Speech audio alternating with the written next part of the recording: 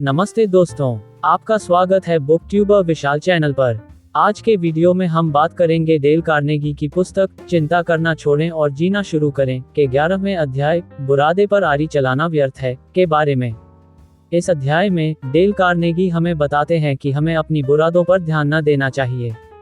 वे बताते हैं कि बुरे विचारों और भय के चक्र में फंसने से हमें केवल अत्याचार ही होता है। डेल कार्नेगी के अनुसार हमें बुरादों के चक्र से निकलकर सकारात्मकता की दिशा में अग्रसर होना चाहिए। हमें अपनी सोच को सकारात्मक दिशा में ले जाना चाहिए और नकारात्मकता को दूर करने के लिए काम करना चाहिए। मेरी तरह आप भी अपने खाली समय का समझदारी से उपयोग करें। अपनी दैनिक दिनचर्या के साथ साथ कोको एफएम ऐप पर असीमित audio book, historical, business, self help, personal finance और बहुत कुछ सुनो। कोड FMRMT 85 का उपयोग करें और एक ईयर पर प्रीमियम सदस्यता पर 50% की छूट पाएं। मैंने वीडियो के डिस्क्रिप्शन में कोको एफएम का लिंक दिया है। चैप्टर 11 बुरादे पर आरी चलाना व्यर्थ है।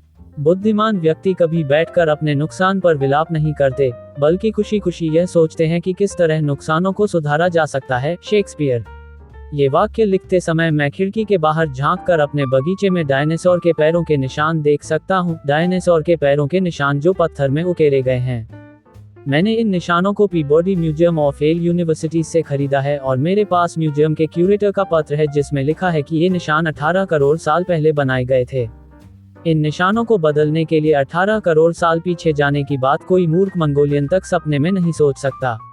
परंतु क्या यह उस बारे में सोचने से अधिक मूर्खतापूर्ण है अगर हम 180 सेकंड पहले हुई घटना तक पीछे जाकर उसे बदलने की कोशिश करें, और हम में से बहुत से लोग ठीक यही कर रहे हैं। ये सच है कि हम 180 सेकंड पहले हुई घटना के प्रभावों या परिणामों को सुधारने के बारे में तो कुछ कर सकते हैं, परंतु यह संभव नहीं है कि हम उस घटना को बदल सकें। भगवान की बनाई इस दुनिया में केवल एक ही तरीका है जिसके द्वारा हम अतीत का रचनात्मक इस्तेमाल कर सकते हैं, और वह ये कि हम ठंडे दिमाग से अपनी पिछली गलतियों का विश्लेषण करें, उस विश्लेषण से लाभ उठाएं और फिर उन गलतियों को भूल जाएं। मैं जानता हूं कि यह सच है, परंतु क्या मुझ में ऐसा करने की हिम्मत और समझदारी हमेशा रही है? इस सवाल का जवाब देते हुए मैं आपको बरसों पहले का एक अद्भुत अनुभव सुनाना चाहता हूँ। मैंने एक पैसे का फायदा उठाए बिना अपने हाथ से $3 लाख से अधिक फिसल जाने दिए। यह इस तरह हुआ, मैंने वयस्क शिक्षा में बड़े पैमाने पर कार्य शुरू किया, कई शहरों में शाखाएं खोली और ओवरहेड में तथा विज्ञापन पर जमकर खर्च किया। मैं पढ़ाने में इतना व्यस्त था कि हिसाब किताब की तरफ ध्यान देने की मेरे पास न तो फुर्सत थी, न ही इच्छा। मैं इतना मूर्ख था कि मुझे यह एहसास ही नहीं था कि खर्च पर निगाह रखने के लिए मुझे एक योग्य बिजनेस मैनेजर की जरूरत थी। आखिरकार लगभग 1 साल बाद मैंने एक समझदारीपूर्ण और स्तब्ध कर देने वाली सच्चाई का पता लगाया। मुझे यह मालूम हुआ कि जबरदस्त आमदनी के बावजूद हमें कोई फायदा नहीं हो रहा था। पता लगने के बाद मुझे 2 कार्य करने चाहिए थे।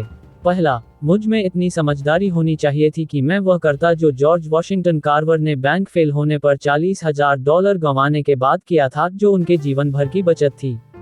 जब किसी ने उनसे पूछा कि क्या उन्हें मालूम था कि वे दिवालिया हो चुके हैं, तो उन्होंने जवाब दिया था, हाँ मैंने सुना है, और फिर वह पढ़ाने चले गए। उन्होंने इस नुकसान को पूरी तरह से अपने दिमाग से निकाल दिया और दोबारा इसका जिक्र तक नहीं किया। दूसरा कार्य जो मुझे करना चाहिए था वह ये था, मुझे अपनी गलतियों का विश्लेषण करना चाहिए था और जीवन भर के लिए सबक सीख लेना था। पर ईमानदारी से कहूँ तो इनमें से एक भी कदम नहीं उठाया। इसके बजाय मैं चिंता के महासागर में डूब गया। महीनों तक मैं सकते में रहा। मेरी नींद उड़ गई और वजन कम हो गया। इस बड़ी गलती से सबक सीखने के बजाय मैं आगे बढ़ा और मैंने वही कार्य थोड़े छोटे पैमाने पर किया। इस मूर्खता को स्वीकार करना मेरे लिए बहुत शर्मनाक है, परंतु मैंने बहुत पहले ये सीख लिया था कि 20 लोगों को ये सिखाना आसान है कि क्या किया जाना बेहतर है, बजाय उन 20 लोगों में से एक होने के जो अपनी खुद की शिक्षाओं का पालन करे। काश मुझे यहाँ न्यूयॉर्क में जॉर्ज वॉशिंगटन हाई स्कूल में प्रशिक्षण लेने का सौभाग्य मिला होता और मैंने डॉक्टर पॉल ब्रांडवाइन से कुछ सीखा होता, वह शिक्षक जिन्होंने न्यूयॉर्क के एलन सॉन्डर्स को पढ़ाया था। सॉन्डर्स ने मुझे बताया कि उनकी हाइजीन क्लास के शिक्षक डॉक्टर पॉल ब्रांडवाइन ने उन्हें उनके जीवन का एक बहुमूल्य सबक सिखाया। उन्होंने मुझे ये कहानी सुनाते हुए कहा, मैं उस समय किशोर था लेकिन तब भी बहुत चिंता करता था। मैं अपनी गलतियों पर बहुत सोच विचार और चिंता करता था। अगर मैं कोई परीक्षा देता था तो मैं रातों को जागते हुए और नाखून कुतरते हुए डरता रहता था कि मैं पास हो पाऊंगा या नहीं। मैं अपने किए हुए कामों के बारे में हमेशा यही सोचा करता था कि मुझे इन्हें अच्छे तरीके से करना चाहिए था, मुझे इन बातों को अच्छे तरीके से कहना चाहिए था इत्यादि। फिर एक सुबह विज्ञान की प्रयोगशाला में हमारी क्लास लगी और वहां पर हमारे टीचर डॉक्टर पॉल ब्रांडवाइन ने डेस्क के किनारे पर दूध की बोतल इस तरह रखी थी कि सबको नजर आ जाए। हम सब बैठकर उस बोतल को देखने लगे और हैरान होते रहे कि इसका उस हाइजीन कोर्स से क्या लेना देना है जो वह पढ़ाने जा रहे हैं। तभी अचानक डॉक्टर पॉल ब्रांडवाइन खड़े हुए और उन्होंने दूध की बोतल को सिंक में जोर से पटक दिया और फिर वे चिल्लाए, नाली में गिरे दूध पर अफसोस मत करो। फिर उन्होंने हम सबको सिंक के पास बुलाया और शीशी के टूटे टुकड़े दिखाते हुए कहा, अच्छे से देख लो क्योंकि मैं चाहता हूं कि तुम सब इस सबक को जिंदगी भर याद रखो। दूध अब चला गया है, यह अब नाली में बह चुका है। आप कितना भी रो लें, चीख लें, अपने बाल नोच लें, दूध की एक बूंद भी वापस नहीं आने वाली।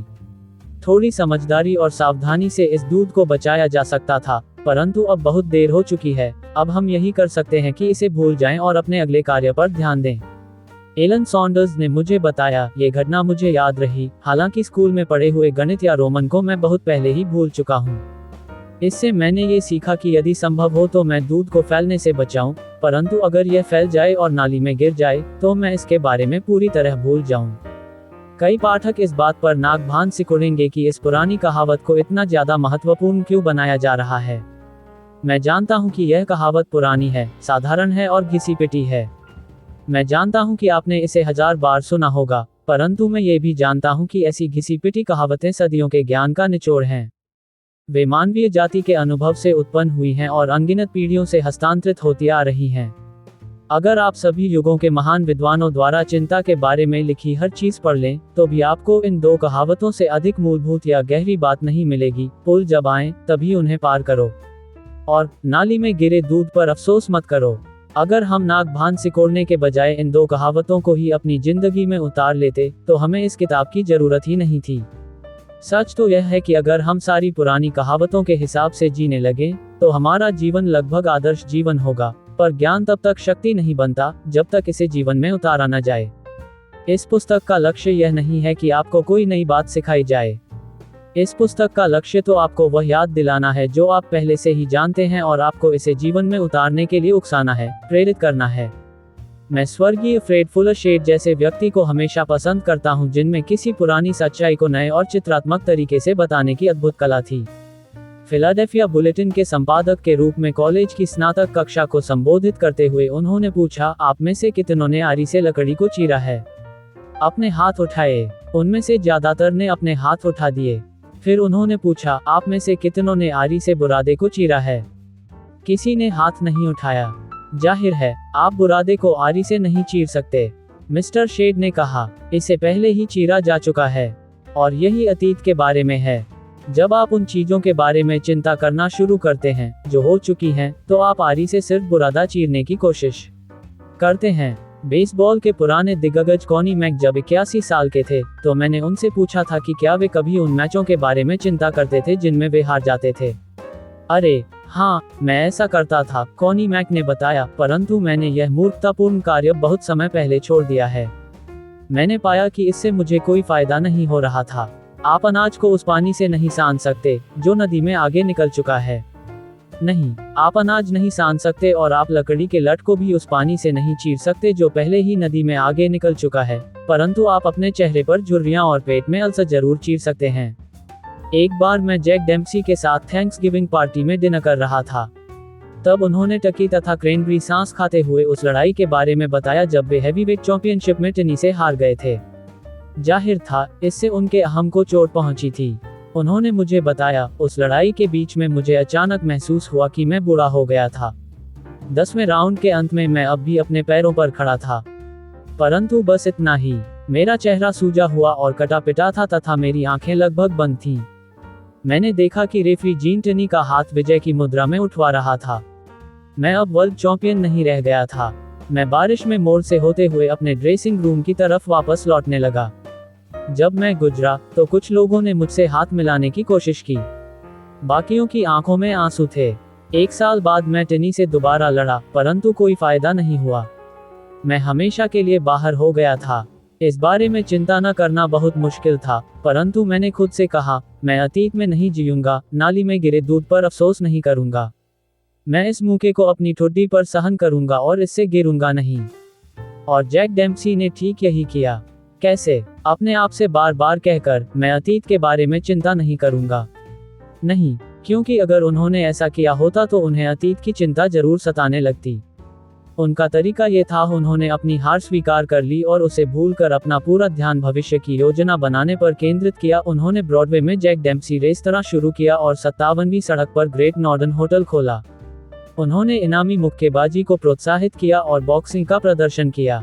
उन्होंने अपने आप को रचनात्मक कामों में इतना व्यस्त कर लिया कि उनके पास अतीत के बारे में चिंता करने का न तो समय था, न ही रुचि थी। जैक डेम्पसी ने कहा, चैंपियन के रूप में मैं जितना खुश था, पिछले 10 सालों में मैं उससे ज्यादा खुश रहा हूँ। डेम्पसी ने मुझे बताया कि उन्होंने ज्यादा पुस्तकें नहीं पढ़ी हैं, परंतु बिना जाने ही वे शेक्सपियर की सलाह पर अमल कर रहे थे। बुद्धिमान व्यक्ति कभी बैठकर अपने नुकसान पर विलाप नहीं करते, बल्कि खुशी खुशी यह सोचते हैं कि किस तरह नुकसानों को सुधारा जा सकता है। जब मैं इतिहास और जीवनियां पढ़ता हूं तथा मुश्किल परिस्थितियों में लोगों का व्यवहार देखता हूं तो मैं लगातार आश्चर्यचकित और प्रेरित होता हूं कि कई लोगों में अपनी चिंताओं और दुखों को मिटाने की योग्यता होती है तथा वे काफी सुखी जीवन बिताते हैं।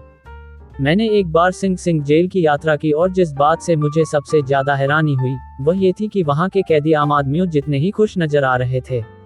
मैंने इस बारे में जब सिंग सिंग जेल के जेलर लुइस लॉज से पूछा तो उन्होंने मुझे बताया कि जब अपराधी सिंग सिंग जेल में आते हैं तो पहले तो वे द्वेष और कटुता से भरे होते हैं, परंतु कुछ महीनों के बाद ज्यादातर समझदार कैदी अपने जीवन की स्लेट से दुर्भाग्यों को मिटा देते हैं और जेल के जीवन को शांति से स्वीकार कर लेते हैं तथा इसका पूरा आनंद लेने लगते हैं।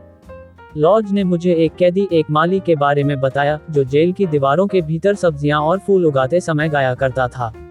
सिंग सिंग जेल का वह कैदी जो फूल उगाते समय गाता था, हम में से ज्यादातर लोगों से अधिक समझदारी का परिचय दे रहा था। वह जानता था कि उंगली ने लिख दिया है और लिखने के बाद आगे बढ़ गई है। आपकी बुद्धि या निष्ठा भी इसे आधी पंक्ति काटने के लिए भी विवश नहीं कर सकती, नहीं आपके सारे आंसू इसके लिखे एक शब्द को भी धो सकते हैं। तो बहाने से क्या फायदा? जाहिर है हमसे गलतियां और मूर्खताएं होती हैं, तो इससे क्या फर्क पड़ता है? गलतियां और मूर्खताएं किससे नहीं होती? यहाँ तक कि नेपोलियन भी अपने 1/3 महत्वपूर्ण युद्ध हारा था। शायद हमारा स्कोर नेपोलियन के स्कोर से खराब तो नहीं होगा, क्या पता। और वह बात तो तय है कि राजा के घोड़े और राजा के आदमी मिलकर भी अतीत को दोबारा नहीं जोड़ सकते। तो 6वें नियम को याद रखें, आरी से बुरादा चीरने की कोशिश न करें। भाग 3 संक्षेप में, चिंता आपको समाप्त करे, आप चिंता को समाप्त कर दें। 1. अपने दिमाग को व्यस्त रखकर चिंता को बाहर निकाल फेंके। 2. छोटी छोटी बातों का बतंगड़ न बनाएं। छोटी छोटी चीजों यानी जीवन की दीमकों को अपनी खुशी बर्बाद न करने दें। 3. अपनी चिंताओं को जीतने के लिए औसत का नियम का प्रयोग करें। खुद से पूछें, इस बात के होने की कितनी संभावना है। 4. अपनी चिंताओं पर स्टॉप लॉस ऑर्डर लगा दें। यह फैसला करें कि किसी चीज पर कितना चिंता करना बंद कर दें। 5. अतीत का अंत कर पतन, अरी से बुरादा न चिरें। अगर आपने इस चैप्टर को सुना है तो आप अपने विचार हमसे साझा करें और इस वीडियो को लाइक करना न भूलें। यदि आपने अभी तक ये पुस्तक नहीं पढ़ी है तो जल्दी से पढ़ें और हमें बताएं कि पुस्तक में आपको सबसे अधिक क्या पसंद आया। यदि आप इस पुस्तक की फिजिकल कॉपी प्राप्त करना चाहते हैं तो इसलिए मैंने वीडियो के डिस्क्रिप्शन में लिंक दिया है। मेरी तरह आप भी अपने खाली समय का समझदारी से उपयोग करें। अपनी दैनिक दिनचर्या के साथ साथ कोको एफएम ऐप पर असीमित audio book, historical, business, self help, personal finance और बहुत कुछ सुनो। कोड FMRMT 85 का उपयोग करें और 1 ईयर पर प्रीमियम सदस्यता पर 50% की छूट पाएं। मैंने वीडियो के डिस्क्रिप्शन में कोको एफएम का लिंक दिया है।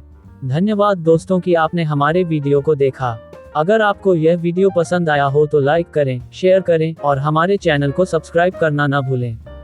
हम अगली बार फिर से मिलेंगे एक नए विषय के साथ। धन्यवाद और अपना ख्याल रखें।